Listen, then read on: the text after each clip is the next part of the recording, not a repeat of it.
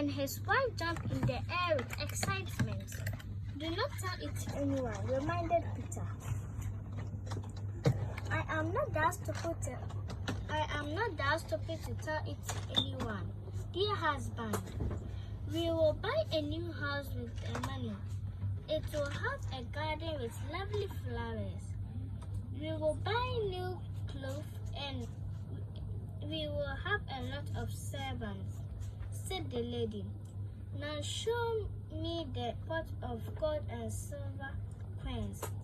"But it is still in the forest, dear wife," said Peter. "And why didn't you bring it back?" said the wife, not pleased to hear the reply. "Because I thought we would drive there together and bring it carefully back." The wife was pretty pleased to hear that and said, "Now, let us not waste any time and rush to the forest." So Peter and his wife drove to the forest. On the way, the wife thought of many ways to spend the money and told them to Peter, who did not like even one. As they were driving along, Peter said, "How strange things one hears. Wife, I was told only the other day that fish should not live on the treetops, and that some wild animal will spend their time in water. Well, times are certainly changing." Disturbed from her thought, she said, "Why, you must be crazy, husband. Dear, what nonsense people do talk sometimes. I have never read, seen or heard of such thing happening. I am sure whosoever told you must have been dreaming." Peter did not reply to his wife, and soon he reached the tree where he had hung the pike from the top branch. He slowed his cat and said, "Why, just look. Bless my soul, if there isn't a fish, a real pike, I do believe, up on that tree." Disturbed from her thought again, she saw the pike hanging at the treetop and cried, "Gracious, how did a pike get there? It is a pike. You didn't say it. Not, can people have spoken truly? I can't believe it." But Peter only shook his head and shrugged his shoulders. He opened his mouth as if he really could not believe his own eyes. "What are you staring at there, stupid?" said his wife. "Climb up the tree and cut the pike, and we will cook it for dinner." Peter at once climbed up the tree and brought down the pike and gave it to his wife. Then they drove on into the forest toward the lake. When they got near the lake, Peter stopped the cat and started to look at the lake with wide eyes. "What are you staring at again?" asked his wife impatiently. "Drive on, can't you? We have to get the pot of gold and silver in coins. Why, I seem to see something moving in that net I set. I must just go and see what it is," said Peter. He ran to it, and when he had looked in it, he called to his wife, "Just look, here is actually a 4-foot creature caught in the net. I do believe it is a hare." The wife, amazed by the words of her husband, ran to him and saw the hare caught in the net. "Good heavens!" cried his wife. "How did the hare get into your net? It is a hare, so you needn't say it isn't after all. People must have said the truth. It is unbelievable. Now the hares are being caught in the nets." Peter only shook his head and shrugged his shoulders, as if he could not believe his own eyes. Now what are you staring there for? Stop it," cried his wife. "Take up the hare. A fat hare is a nice feast." Peter caught up the hare, and they drove on to the place where the treasure was buried. The wife was glad to wait there without coming across any more surprises.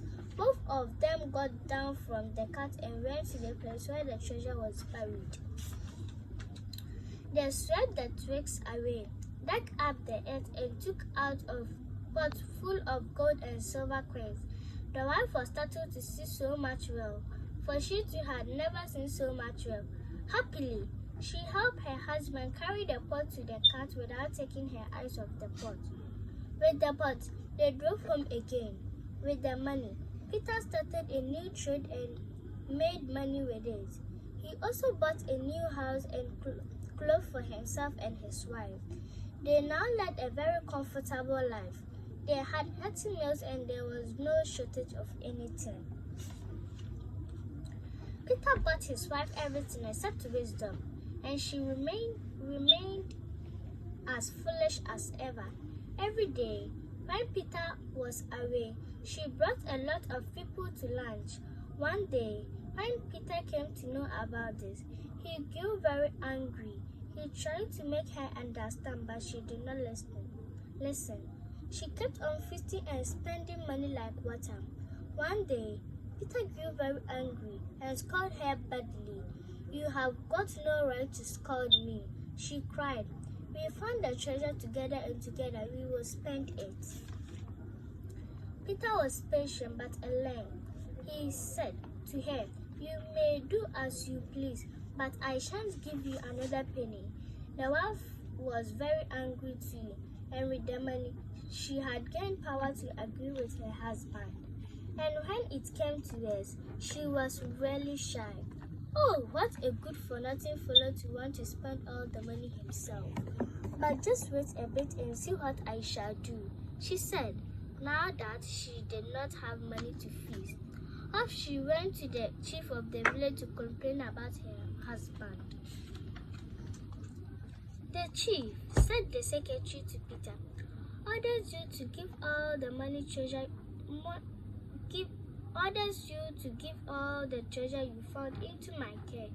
Peter, who knew that his wife would do something like this, shrugged his shoulders and said, "What treasure? I know nothing about treasure." "How? You know nothing? Why, your wife has complained about you. Don't attempt to tell lies. If you don't hand over all the money at once, you will be tried for daring to raise treasure without giving due notice to the chief about it," warned the secretary.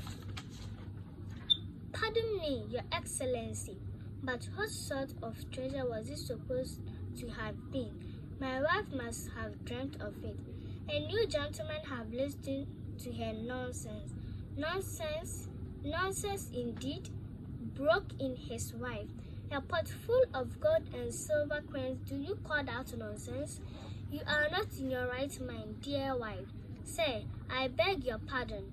Ask her how it all happened, and if she convinces you, I will pay for it with my life."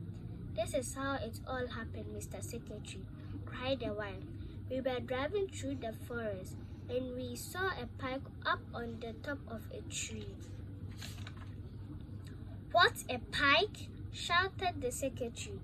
"Do you think you can joke with me? Please, indeed, I am not joking, Mr. Secretary. I am speaking the bare truth.